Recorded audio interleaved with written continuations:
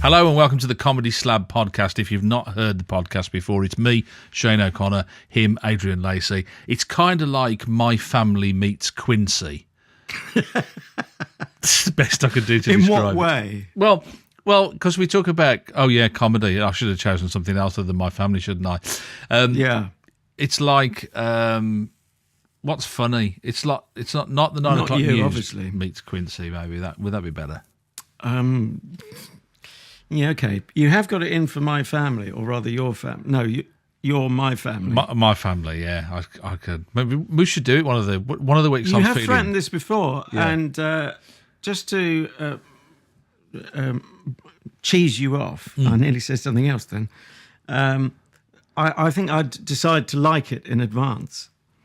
Just You're to spite you. I know, that's the kind of guy I am. Yeah, don't care. Anyway, brief description of what happens on this podcast. Basically, we choose a different comedy each week. Adrian chooses one week, and I'll choose one the alternate week. And then we talk about them after we've watched them, and we give them marks out of 10, 5 each. And at the end of the podcast, we'll let you know what we're going to choose for the following week.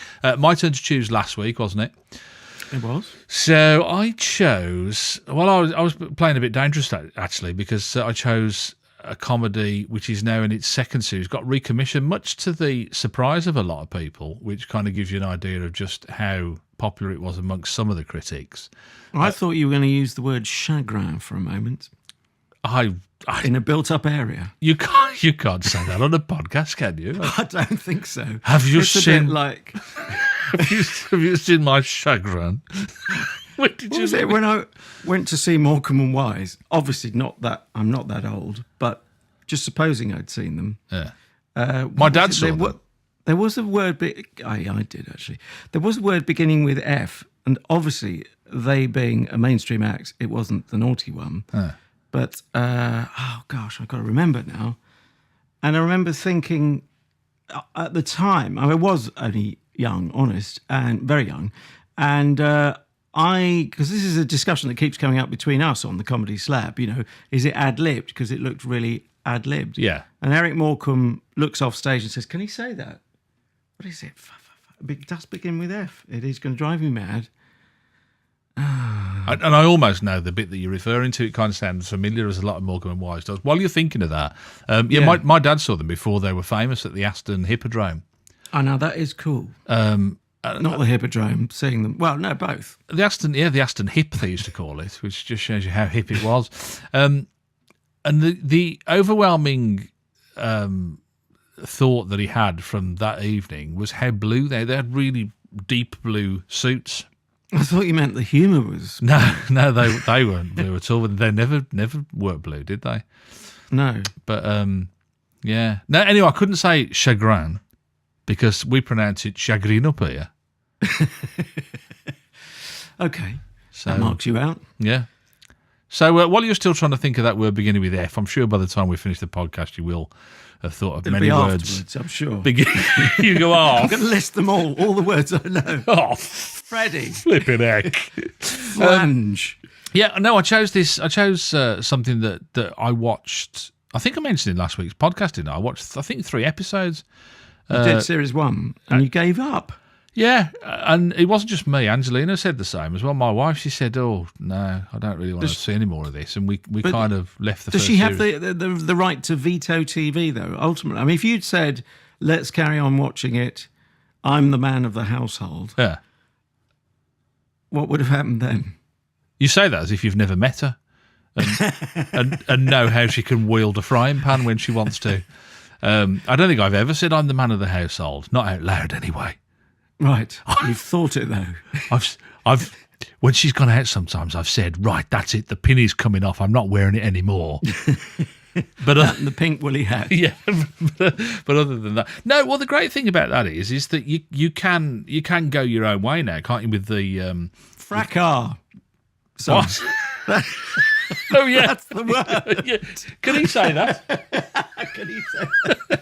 Fracas. And years later, I borrowed us one day. So we'll pick up your story in a moment, if only we can remember it. I forgot what it was already. It's been eclipsed by fracas. Total eclipse of fracas. Very good. Are you listening, Please. Rob Newman? We can all be clever. Go on, yeah. Yeah, we can. Well, exactly. Well, we smoked you out last week. Obviously, my choice wasn't clever enough for Mr. Fancy Pants. That begins with F as well. But anyway, yeah, fracas. Years later, I borrowed some more. I don't know what image you were thinking of there, but I paused for too long. But anyway. I thought tight pants was what I was thinking. Yeah, I was thinking borrowed my sister's. Yeah. I've seen you wearing your brother's clothing. Do you remember that from the Fast Show? No, I don't. Oh, it was this kind of cod, not musical, sort of a variety act. Played by Paul have you seen me Whitehouse. Washboard? Was that the one? Yeah. Yeah. I've got another one at home. I've got to take my cardigan off. Hang on, she's put the heating on. Oh, lovely. That's what she popped in for before we started recording, and must think we're made of heating oil. That's all I can say. But it's now like 80 in the shade here at this end. Sorry about that. I thought she was talking about massage oil, but clearly I've got you all wrong. Is this string vest too much, or is that all right? I borrowed these Morecambe and Wise scripts from the local library, being a cheap date, and sure enough, turned to page whatever it was, and there it says, "Oh, you're creating a terrible fracas." Ernie Wise says. Eric Morecambe looks off stage and says, "Can he say fracas?" Yeah. And so that answered my question. It wasn't ad-libbed. And imagine how much my crest had fallen. It's a bit like when I interviewed Alan Simpson, God rest his soul. And he was saying about how he'd written some stuff for Frankie Howard. I'm sure you've heard this story before. Name dropper. And he's, because I said to him, I said, what was it like writing for Hancock, and what was it like writing for writing Steptoe and Son? Was it any different, that kind of stuff? And he was saying about how some people were more difficult than others. And I think I've heard Barry Cryer say this as well, about they wrote some scripts for him for Frankie Howard, and he went, "Where's the rest of it?" and they said, "What do you mean, where's the rest of it?" It's like, and he's going, "You haven't written all that, oh, no, missus, oh, titter you not, and all that." And he went, "Well, I thought you did that."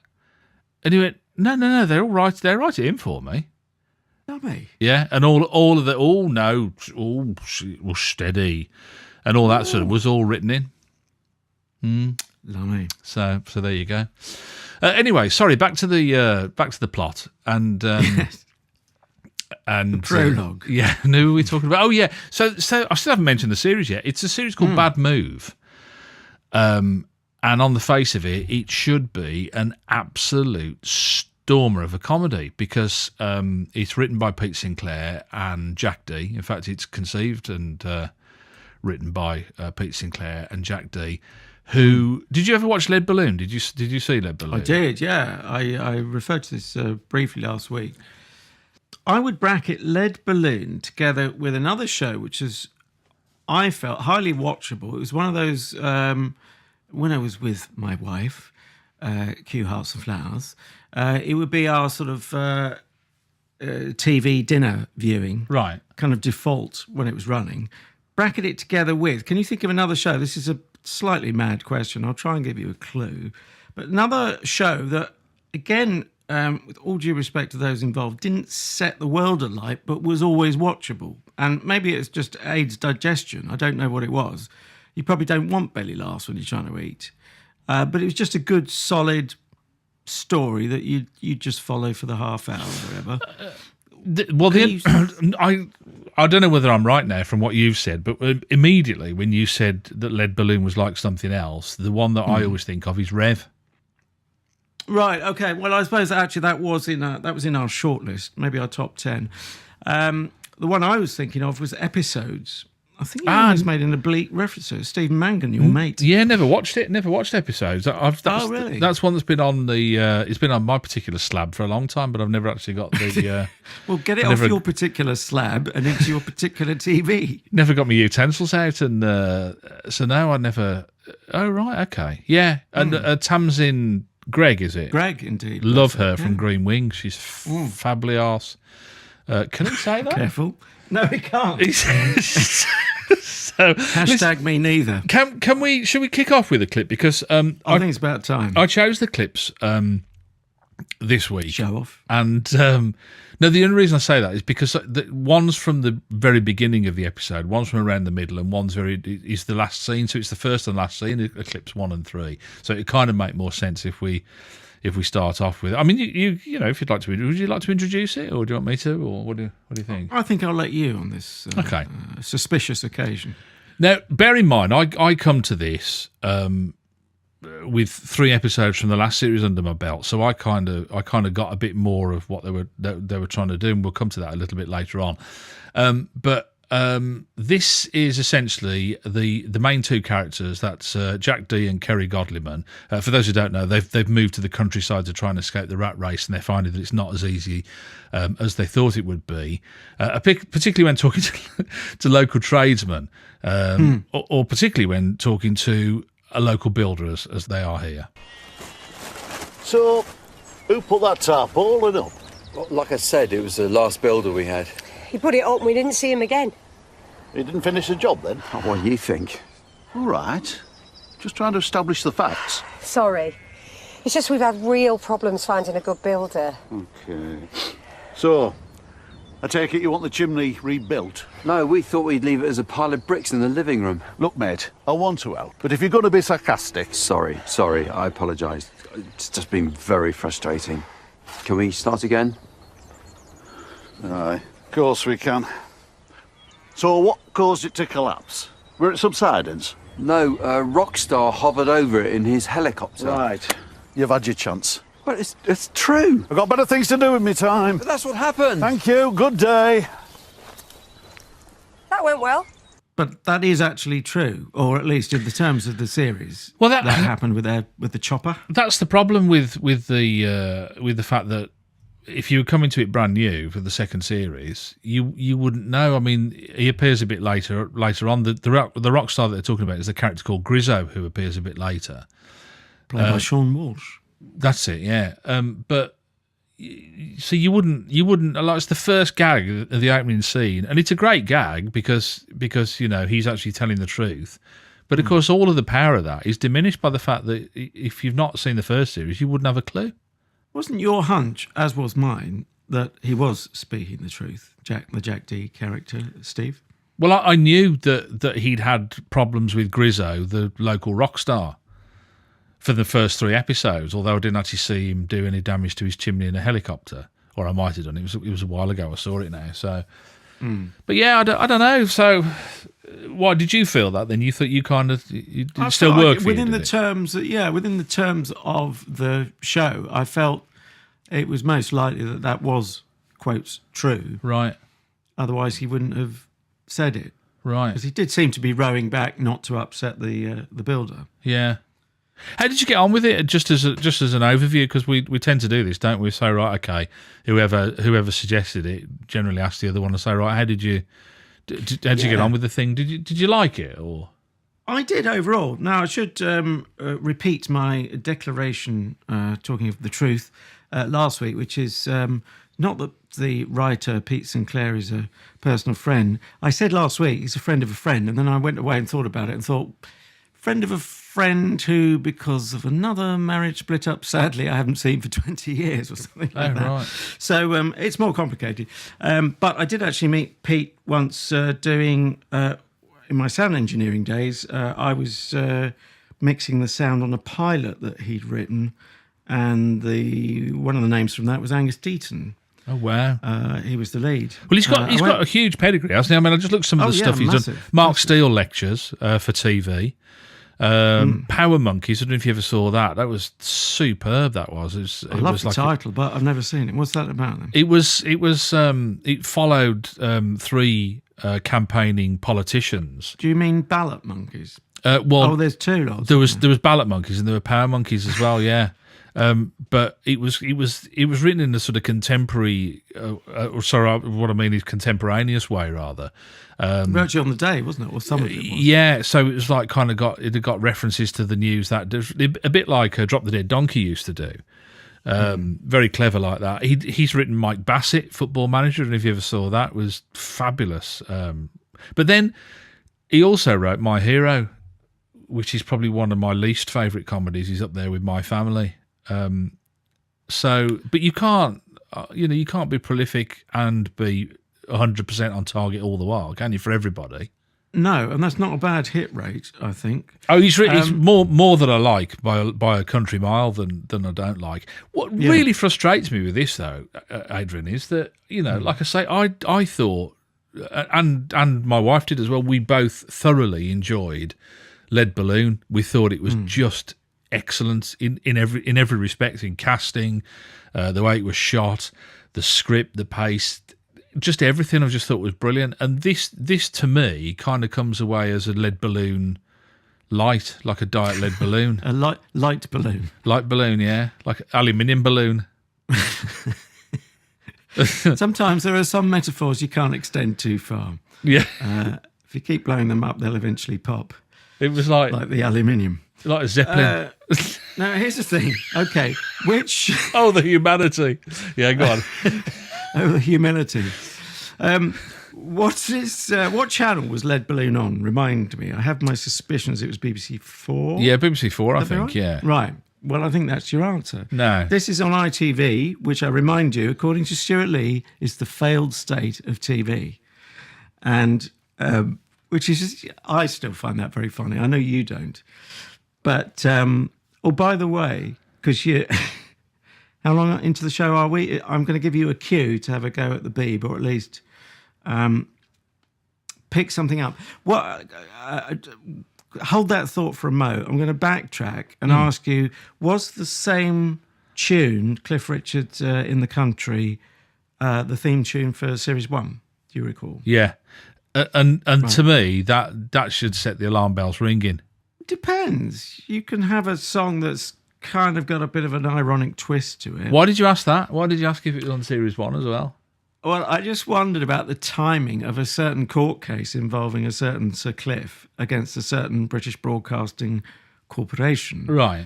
And whether it was a little, and maybe I'm overthinking, but I wondered whether it might be, as well as being, I thought it was appropriate because it's a light pop tune. It's suggesting, we're in the country, it's all going to be sunshine and roses. Which you start to see in the opening titles. So the pictures reflect that, as they should. Yeah. And then, of course, the storm clouds come across. But I wondered if there was an extra dig from ITV at the Beeb, because we remember Cliff having a go about a certain news story and winning his case. But that may be overthinking. To me, I mean, I've even put that in my notes, is the theme tune is an alarm bell ringing for me, because... I mean, not so much the tune, but the fact it's the Cliff Richard version as well.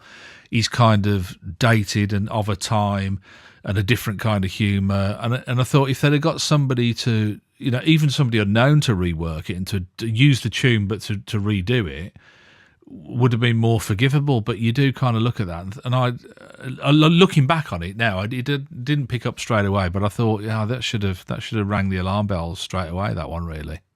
Well, it depends. I mean, we might be the very demographic they're going for.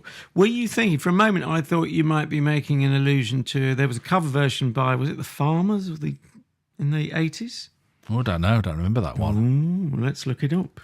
But yeah, anyway, go back to what you were saying while I looked that up. Well, there was the theme tune, but the reason for my frustration is it's such a great premise as well, isn't it? This idea that two people from the city, and I don't think that's been done before. I couldn't think of anything that had been done in a similar way. Two people from the city go to the country, and they think they've got this idea of what it's going to be like.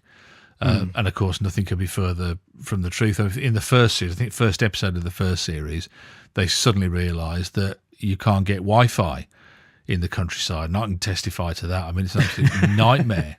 Do you know? So you think, it's great living this remote existence or semi-remote existence, but if you want remote, mate, that includes comms as well, and you can't.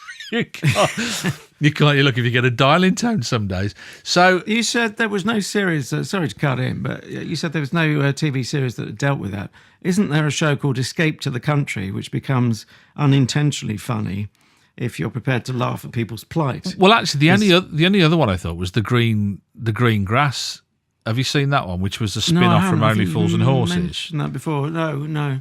Which was Marlene and Boycie need to escape London because they're being tracked down by the Driscoll brothers, who they owe money to or something, and so they go. I said to you last week, didn't I? They go to Shropshire. So I thought that was that was like a kind of forced escape to the coast. So I kind of thought that was a little bit different, but maybe I'm just splitting fields there. I don't know really, but Splitting cows. Yeah. By the way, the cover version was by the Farmers Boys. Wow. Yeah. So why has your brain hung on to that for so long? I mean, what? Because I really liked it, and because there was a period when I was listening to nighttime Radio 1. I don't know whether wouldn't have been Peely playing that. I think it was the show before John Peel. Right. At a guess. Let's check the year. In for a penny, in for a pound here. I can't find it. 1984. It's about the year I was trying to get into a bit of Peely in wouldn't have been Mike Reid then. Anyway, so there was the 8 o'clock show before Peely, and the 8 o'clock show was the sort of easing you in, kind of lighter indie into Peel's more, shall we say, high dietary fibre version of indie music. Is it time for a second clip? We shouldn't we? Really? Do you want to? Do you want to do the introductions? I will attempt. So you've mentioned Grizzo. Grizzo is our rock star, and actually I missed a little gag here, which is to answer a much earlier question. What did I think of it? I don't think I fully answered that. I just confessed to sort of by some circuitous route. Having a little knowledge of Mr. Sinclair, but I stress I only met him once, relatively briefly.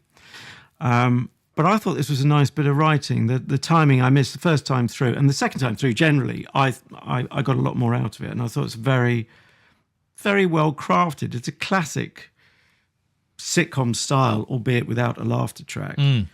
And yeah, it's not attempting to be cutting edge. See, if it had been at the BBC, it would have had a laughter track, wouldn't it? I would have said an unqualified yes 10, 20 years ago. I'm not sure now that I could say that. Right. I've not seen anything on terrestrial TV that hasn't had one now. I think that's what they always tend to do. Right. Was that your wooden leg falling off? Something's Something's not right down below. Can he say that? You've lost your fracas. That's what you've done. Anyway, so Grizzo, the rock star, is in his car. Is that right? In an earlier scene, we've seen a nice little is it a nice little send up? It's becoming something of a I think a trope, or is it a meme, or am I using both words wrongly? To send up mindfulness, which is of course it's because it's so big as a way of managing anxiety and depression and so on. It's a big target. And I'll pause my very long intro into the clip for a moment to say, do you remember when sitcoms used to send up what was the precursor to mindfulness? Have you got any thoughts on that? Because I can think of Yoga, well, I'm going back even further, I guess. There was a show, I got a feeling it had... You sounded like a teacher I used to have at school then when you did that. Yoga, that was good effort, Shane. Yeah, good. Anyone else? Completely wrong. So has anyone else got a suggestion? Because Shane's as thick as mint. Yeah, see, you had a rough experience, bad education, to quote another sitcom. Yeah. Our teachers, being gentler southern types, would have said, that's very good, Shane. Anyone else? Yeah. Anyone else? Yeah. I.e., that was totally wrong and you're an idiot. It meant the same thing, but it was a different style. Yeah. Anyway, an earlier sitcom, going back more years than I care to recall, there was a running gag about anything wrong with someone. The answer was for the doctor to prescribe Librium and Valium. And that was a running gag through the whole of the half hour of a sitcom. All right. It was either a sort of Frank Spencer-y thing or a Leonard Rossiter-y thing, I think. But hey, so that's unless it was a sitcoms pirate do. show, instead of Librium and Valium, they used to prescribe a galleon. It's terrible, isn't it? That right? Go You on. need to Anyway, fill up sorry. your- Yes. So your I tank see. I with a never galleon. picked up on that. The whole mindfulness thing. I just thought that because he was a rock star, and that's what he was trying to do. You know. Yeah, I haven't got anything against it except that I have seen it. John Thompson, gosh, what would the show be? loads of respect for John Thompson as well. He just had he didn't write the sitcom, which I can't remember, but he's with his partner. What would it be? In the last 5 years, John Thompson, it's not Cold Feet. Anyway, Can't think of that one. he goes with his screen wife to a mindfulness course. They both rubbish it on the way in, anticipating it. Oh, this is a waste of time. We don't know what we're doing.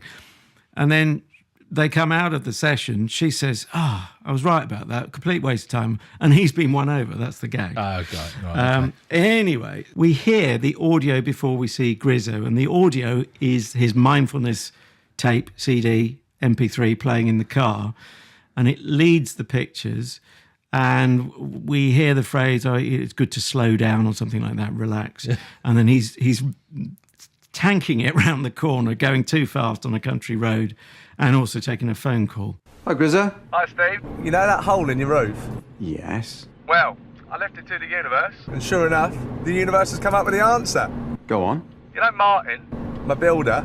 The one doing a beach house for Simon Cowell? Yeah, well, they've only gone and had a big buster. Martin made a joke about his trousers. Cal went ape. You think he'd have heard them all? Anyway, upshot is, he's off the job, so he's up for doing your roof. That would be brilliant. You haven't found a builder then? No. Well, we did, but he's down tools because he found a protected species of moth up there. Oh, bummer. So what are you going to do? I'll just get rid of them. What, kill them? Yeah, pretty much. Nah, Steve, you can't do that. That's bad karma. But they're only moths. You eat sausages. Sausages aren't a protected species, Steve. Yeah, good point. Those moths are protected for a reason. Sorry, Steve. I can't ask Martin to go against the universe. Now, the Grizzo character, I had a problem with in the first 3 episodes. He was one of the reasons that I thought it was a little bit overplayed. And I suppose maybe you have to do it like that. I don't know, but because I didn't know who Sean Walsh was, because this was before he kissed everybody on Strictly Come Dancing, and become famous for that kind of thing, and been in the papers and everything. So I kind of didn't know him as an actor, although he's done quite a lot, hasn't he? Sean Walsh has done quite a bit. If you look at his CV, he's got quite a healthy CV. And I didn't feel it was him. I didn't feel he was the one overplaying it. I kind of almost felt that it was a directorial sort of thing to say, right, come on, you've got to play this larger than life. And it was just a bit too much for me, really. The Grizzo character was a bit, although they've toned it down in the second series from what I recall of the first series as well. But as a supporting character, I mean, you kind of. Did you struggle with that at all? I kind of thought it was a bit, you escape the city you leave London to go and live in the countryside, and your neighbour's a retired rock star. And like, what? Is he actually retired on that point? I think so. I think he's resting. Once a rock star, always a rock star. Do you know what I mean, though? I felt it was a bit cartoony, yeah. We moved to the countryside, and our neighbours are farmers. Yeah, but if you wrote a sitcom, would that be the first thing? I mean, that would be the obvious thing, wouldn't it? I mean, Roy Wood must live about 10 mile away up the road. Well, you should have moved closer. And he never comes over in his helicopter. Oh, miserable so-and-so. I don't think he does. Anyway, there's a lot of helicopters. I never really thought. Shouting, I wish it could be Christmas every day to see if he lands. I never thought of that. I think you're repelling him. Yeah. Surely he sits there thinking, that would be a wizard idea. No. Oh, please. Moving on. We need footnotes for anyone under 49. Oh, Google it.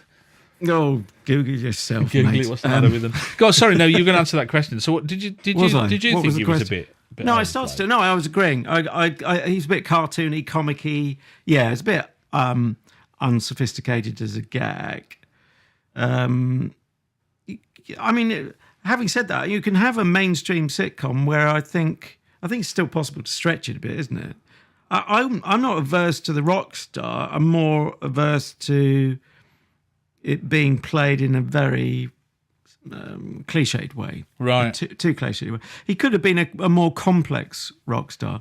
I mean, the reality of the show is, reality is the word, really. The only people that I think we're invited to feel are, quotes, like us, are the central two. Right. Jack D character, and huge plaudits. Can I say plaudits? Yeah. I think Can you say that? Yeah, you can apparently. Yeah. You can say it twice. You got another one to go if you want. Right. Okay. Huge plaudits for Kerry Godliman. She hasn't she? Stop it, you. I wish to distance myself from that remark. I wish to distance PC myself police. from your plaudits. Stop it. Can I put a hand on your I'll entrance? tell you what the trouble with those plaudits is, Pete, is the eyes follow you around the room. A 42-inch bust is all very well, but it doesn't get the dockets done. It's a famous Pete and Dud line. I'm merely quoting, if anyone wants to know. You looks like one plaudit is craning over the other plaudit to have a peek at you, doesn't it, eh? I'll say Twin Peaks. No, stop it. Oh God, it's gone very end of the pier. Kerry Godliman. What we've failed to say before our court case is actually scheduled is that it's an open mic production for ITV. So I'm happy to put that. Jack D's straight. company in it, I think, isn't it? Well, it's Addison Cresswell. Oh, is it? The late Yeah. Addison Cresswell. Yes, shuffled off this mortal coil, but he managed to be both agent and, almost a parent, I think, to his artistes, who are rather numerous, aren't they? Yeah, massive Big names. influence in the industry, isn't he? Or was, as you say. Yes. The only thing, Kerry Godliman, go back to you were saying about her, is the I don't know what the northern accent was all about. I don't know why she was putting the accent on. I don't remember her doing that in the first series. I don't know whether she did or not. Right. but she- No, because they've actually fled to the north, haven't they? To Yorkshire area, Leeds area. And curiously, I looked it up. Here's a bit of unnecessary research. She and Jack D were born 20 miles apart. What am I meant to make of that Well, fact? it was just like, so why did, like you say, they're supposed to come from London and they're supposed to have fled the rat race. So yeah, why there's she, such a thing as acting, isn't But there? what I didn't get why she. I felt myself sitting there thinking, why is she doing that? What's Yeah, if they all sounded like they came from London, you'd be the first to complain, wouldn't you? No. As a plastic drummer. No, I wouldn't. You sure? I wouldn't. Well, okay, here's the thing. What's Kerry Godliman got in common with the late drummer of The Who? Keith Moon. That's not the answer, by the way. Don't know. They're related. No, born in the same part of London. Was that Closer than Jack D and Ealing? Perivale, which is Ealing area. Ealing borders. Yes. I looked up. She went to Rose Bruford College, didn't she? Which is quite a well-to-do. Well, I say well-to-do. It's quite an accomplished drama college. Right. Is it, darling? and Sorry, the- that passed me by. And I looked up the alumni. Tom Baker. I think you might have heard of him. He's been in a couple of things. Is that the alumni that you made that balloon out of? That's it. The aluminium alumni. And one of the other former pupils was a chap called, I don't know if you've heard of him, you probably wouldn't have seen anything he's been in, Gary Oldman. Oh, yeah. Went there as well. Bit parts at Walk On. I think guys. he's a bit of extra work and stuff like that. I think he's Yeah, done really. But yeah, so, so she certainly got the chops, as it were. Right. And well, we've done her plaudits, we've done her chops. Yeah. I think we should probably move on. I don't know why she's got before the it becomes accent. That's the actionable. only thing that just really flummoxed me. I don't know why. Tell me about Sue Vincent. I like the shop scenes. The woman in the shop, Sue Vincent. They were rather redolent, because that's a good word to throw in. Hold on. They were rather redolent of Little Britain. Exactly what I thought. Margaret. Yes. Margaret. Have we got a DVD? Yeah, no, there was Yeah. the pause. Yeah. Margaret. Pause. And it was always the same pause. That was the joke. And it was an offstage character. Yeah, you assume downstairs in the stockroom or something. Yeah. And so the camera was trained on. I think it was David Walliams' character playing the shopkeeper, was it not? Yeah. At the counter. No, it was Matt Lucas was the shopkeeper, and Oh, is it that David right, Walliams yeah. was the. But I think that they customer. might have cut back to the Walliams character as customer, which I found that a lot of the humour for me was in the pause. Yeah. But then it became its own gag. Not wishing to cast aspersions about the lady playing this character in the shop, but they weren't going for full-on glamour, I think would be probably accurate. No, I saw a picture of her in real life, and she really looks nothing how they make her up to be. And she's played that kind of character in quite a few things as well. So I think I was only talking about how she was presented to the camera. Yeah, oh yeah, that's it's. But I think that's what she's become known for, is that kind of character. The only thing that disappointed me about the shop scenes were that they were rerunning old jokes from the first series about. They did I remember one of the first episodes, 1, 2, or 3, because that's all I saw from the first series. They were talking about. They were kind of making the prices up for she wanted to put an advert in, and they kind of did callback references to that almost half-hearted attempt at that gag again. And I thought, oh, that's a bit sad, isn't it? Really, that they were trying to do. We did get a Brexit gag in though. I thought you'd like that, yeah. I could imagine you. I could imagine you banging the table and going, "Here, that's yes." That's the price. Well, it works either way. I mean, it's not much of a spoiler, dear listener. But the beauty of it is the gag is one word, which is the B word, which we've just said, which we should try not to overuse. I just thought it was a bit cheeky. I don't think you could take offence to it, whichever side of the argument you're on. You might take offence if you're on the fence in the middle. The idea that ads in shop windows has gone up because of Brexit, I thought was quite. That was quite good. It was nice too. It was sprinkled with lots of good gags like that. I tell you what I thought was rubbish as well, and you were saying about ITV and the difference between ITV and BBC. The show was sponsored by ITV and BBC 4, to be accurate. Yeah, well, no, I mean, but in the broader sense, like ITV being a commercial operation and supported by adverts, and BBC not. But the show was sponsored by Ice Lolly. And they got, which is like an ad, like a holiday company, is it online holiday company thing? But they got the name of the show wrong. I don't know if you noticed that. Did it say Bad Moves? A Bad Move.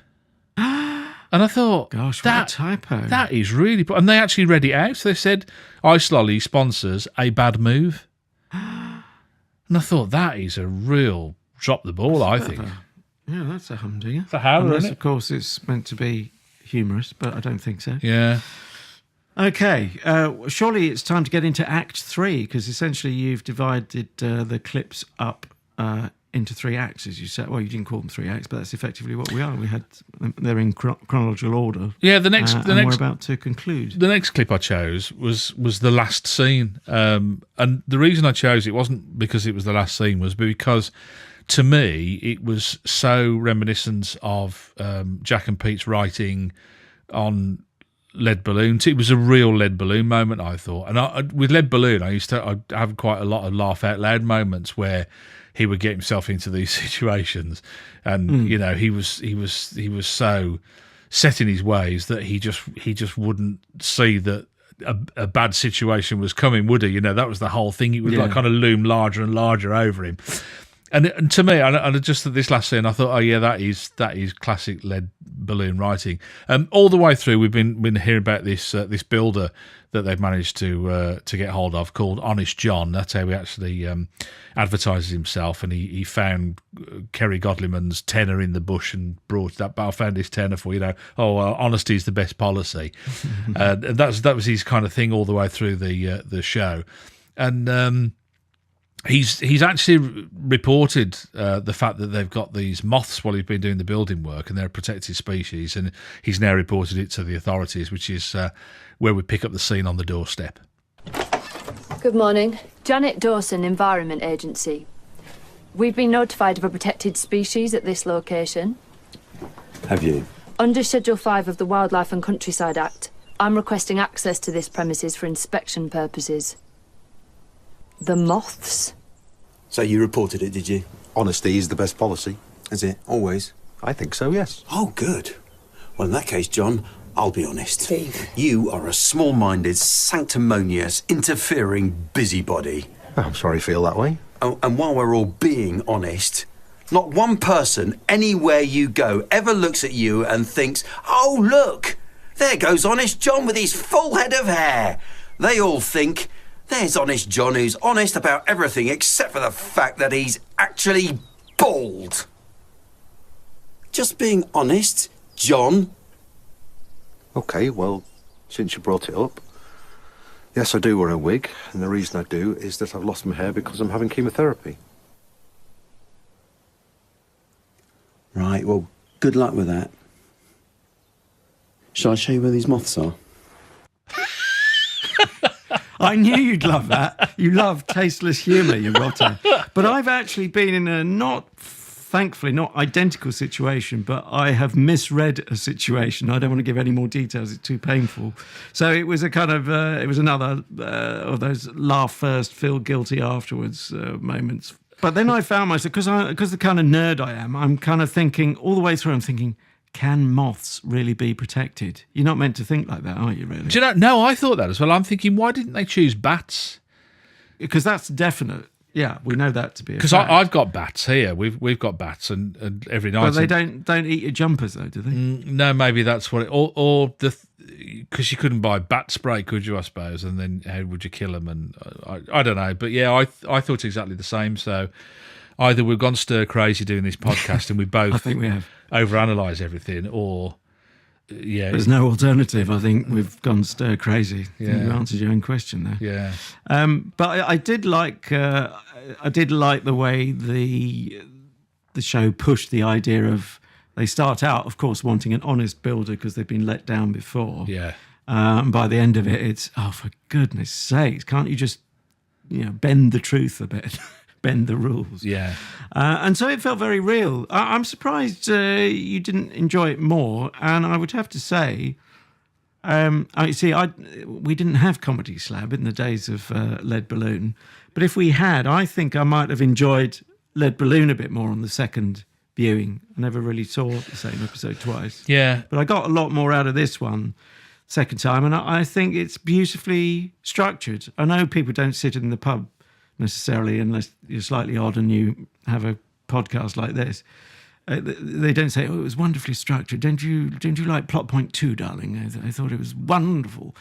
But it really was. It's a nicely crafted show. But of course, they're old sages in the nicest possible way. Yeah. In Pete Sinclair. I think for me, it was I suffered from high expectation. I think that was the problem that I had. Was You could take tablets for that, surely. well, Oh no, it's high blood pressure. it'll only bring it down so far. That's the trouble with it. Ah, Is right. that if you take aluminium, it'll only bring it down so far. No, because I looked at who was in it and who'd written it, and I thought, this is going to be, this is going to be on a level with Lead Balloon. But as I say, it was like kind of diet Lead Balloon, and that's where I was left disappointed with it. Really, special miserable git of the week award goes to ITV. Actually, it should go to you every week, but for why? No, this is a special one because I don't know if you've noticed. I don't know if you actually did this, but when I watch these online, and I'll have what I'm watching in one tab, and then I'll open another tab so I can do searches on stuff or look at Internet Movie Database or whatever. Yeah. And if you're playing the program, it'll play. They've actually coded their player, the ITV hub, so that the program will still play if you flick to another tab. But if the adverts are on, it stops, and it won't start again until you click back on and sit there and watch it. Which is which is that's canny. The digital equivalent of wiring your eyes wide open so that you have to watch the adverts, isn't it? You just kind of think, well, the joke's on you because I went and had a wee. So well done, ITV. Did you manage to time said we? Was it synchronised with the ad break? I don't want to talk about that. Let's just say some clothes had to go in the wash. Oh, well, you it wasn't pushed because it, the you moth pushed did it. You pulled it. But no, we'll leave that there. Can I just mention as well the car thing? You know, the kid with the car and starting the car. None of that made sense to me. None of that plot. Well, it's because he's a crim.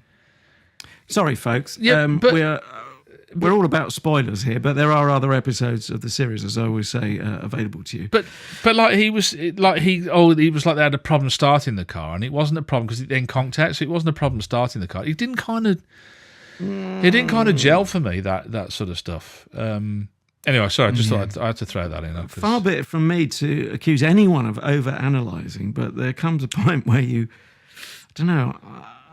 aren't they allowed a bit of artistic license? I suppose so, yeah. But I just kind of thought, what? Oh, big shout out to Miles Jupp as well. Hasn't he lost weight? Is that why we're shouting him out? I couldn't believe it. I thought, wow, what's he? I couldn't, because he's quite chubby, wasn't he, Miles Jupp? He's. Don't draw me into your weightist observations. What I noticed about him was nothing to do with that, but the the kind of waistcoat he was wearing, which was very hippie-ish and hippie-esque. Right. But if there was possibly a criticism, it's that everyone who wasn't, as I say, the central characters who seemed quite real, like us, everyone else was squeaky clean. You had your honest John, but then you had the honest Miles Jupp character as well. Yeah. Matt and his wife. The kids made me laugh, though, because they were also squeaky clean because, of course, they're chips off the old block. But didn't you think there was too much squeaky cleanliness? Yeah, and the dialogue really jarred with me. So I'm a big one. Angelina, I've heard. I'm a big one. Angelina watches Coronation Street. This is Angelina Ballerina, your lovely wife, my missus, and I'll say, I'll be listening to it because I don't watch it anymore. I got her into it, and I don't watch it anymore. And she can't get her out of it. She loves it, but I'll be like sitting there, and I'll say, that character wouldn't say that. They wouldn't use that word, and that really jars with me. That does, it's like when the writing isn't appropriate for the character, and I felt it was just unnatural. A lot of the dialogue I felt was very unnatural. For that other couple, for a lot of the characters in it, I thought. Again, the dialogue that they gave Honest John to say when he was talking about the jam, wasn't he? He went, "Oh no, that will never do." And I thought, I don't know. It's people don't talk like that. I was just thinking, yeah, it depends which school you go to. I see. I know. I can hear you. No. I speak as someone who went to Bash Street Comprehensive, brackets Watford. Watford with the silent T. Yeah. Anyway. You were in the same class as Elton John, weren't you? So, generation. So should we just point it up to the max then, do you think? Are we fast forwarding to the star rating? Yes, I think so. As ever, of course, I haven't given this any thought up until now. Who wants to go first? Shall I go first? Okay, boss. 2.5. Ooh, I thought you might stretch to a 3. I was going to stretch to a 3, but kind of halfway there, I thought 2.5 is a fair summation. Because I would watch it just because I like the cast, and I kind of didn't. It wasn't that bad. It wasn't that great. It was kind of middling, and I thought 2.5. I think I'd definitely go above that. I think I have to be 3.5. I almost thought 4. All right, okay. I think I'm judging it as a mainstream. I would call it a sitcom with or without laughter track, which I think is fair. I think you're right. But I think it does what it sets out to do. It happens not to be something I'd come back to again and again, but you know me, that's not necessarily the test. No. I'm surprised you didn't mention acro props. Is that a bit technical for something holding up a chimney? Well, they use them for holding up all sorts, don't they, acro props? Oh, sorry, I forgot. I was talking to Britain's #1 acro prop specialist. Oh yes, mate. I tell you what, me and acro what you props, don't know. Yeah, I'll send you a picture of the acro props that I had in my old house. What's the word acro? Is that an anachronism? I don't know. I think it's. I don't know. There's lots of things like that in building that I don't know why they're called what they're called. I just know that's what they're called. Okay. I think acro might be a trade name, a bit like porter cabin. Right. A tink. Well, a tink. Surprised not to see their ads or indeed their sponsorship. Yeah. In that case. Let's quickly run through, if I may. Director Adam Miller. I thought generally, notwithstanding what you said, I thought it was very well directed. Yeah. And, well, I thought the way I knew that was that it didn't draw attention to itself unduly, and it did the job. Right. Sorry, you were going to say? No, I was just going to say I thought it was beautifully shot as well. There was one conversation they were having in the bedroom, and there's like a double pull focus backwards and forwards, and I thought, well, you don't see that very often. Was that to do with the... No, it's not to do with the clothes, is it? Yeah, well, yeah, it could have been, or it's that scene, certainly. Oh, yeah, no, I know what you mean. Yeah, it was a tracking shot as well. But also, there were cuts, I think there were cuts between zooming in, which just ratcheted up the tension. I think he was intending to go off to kill the moths. Right. And that worked very well. So that's Adam Miller. Producer, Debs Pisani, as I said earlier, an open mic production for ITV. Now, you can see it as we did on the ITV streaming service. If you really don't want to go to the loo during the ad break, you can pay to not have ad breaks. Yes. It is a commercial $3.99 a month, though, isn't it? It's a lot, isn't it? Yeah, it depends how much you watch. If you were watching... Speak to your lady wife. You might be able to, go 50-50 as she's a Corrie fan. She'll have to up my pocket money for me to afford that one, I'll tell you. I think you're what they call in the Caribbean a panty man. It's a lovely, flattering term. It's good, isn't it? Right. Should we go to next week's homework? Oh, yeah. Can I just tell you that Acro Props... yeah. They're named... Which you've obviously been researching. They're named after the company that made them. It was the Acro Group. Accrington Stanley. So that's where it came from, yeah. Okay, fair dues. Anyway, sorry, 6 out of 10 for Bad Move then, and it's available on the ITV hub. Don't forget to go for a wee if you don't want to sit through the adverts. What you got for us then, Saucy? Well, that's interesting, isn't it? Because you say spend a penny, but actually you need to spend 399 pennies to not need to spend a month. Yeah. Was it $3.99? I think so. Yeah. Right, what have I got? Well, you've got to do a bit of work here.